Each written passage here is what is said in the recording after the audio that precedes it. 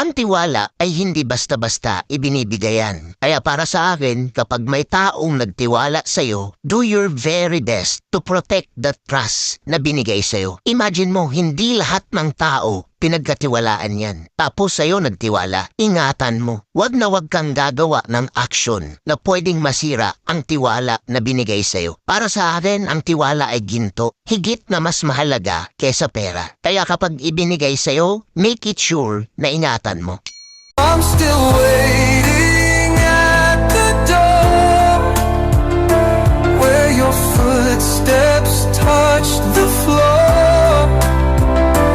Even pain begins to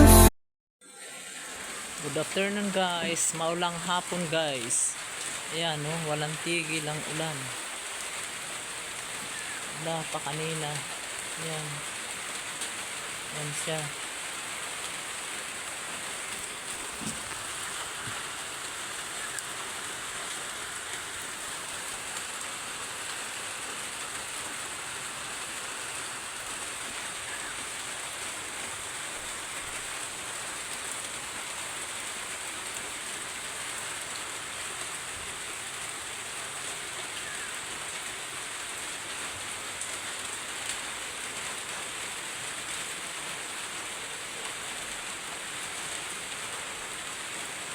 Kapag babaero ka, dapat nakapokus ka lang sa mga babae mo.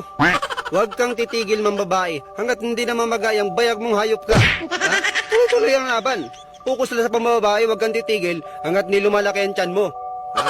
Tuloy-tuloy mo lang ang kalandian mo sa buhay mo. Sa'yo naman yan bahala ka sa buhay mo. Yung tipong ang pangit mo na nga. Pangit ka na, babaero ka pa. O di sobrang gifted mo na. O, di ba? At kapag nahuli ka, huwag kang aaming hayop ka. Huwag. Hindi ka naman talaga umaamin, sinungaling ka di ba? Babaero ka. Popos mo si Mark? Oo. Ito nga guys, oh. Ito na yung mga ito na yung dinayos nila ng mga babaero. Ay, mga bawal nga ganito. Bawal nga yung ganun. Ito nga O anong masasabi mo, boss? Ito yung boss diyan Yan, boss sa okra. Nagtanim sila ng okra ngayon dito. Yan. Ayun yung master, yung naka-blue na yun, Ayun, master pastor. Yun, ito yung isang master to. Yun, naglalakad, nag-aakay ng kalabaw. Ayun, nakapula, ito, malupit-lupit din yan. Malupit magtanim ng okra. Ayun naman, yan. Ayan, ayan pa po yung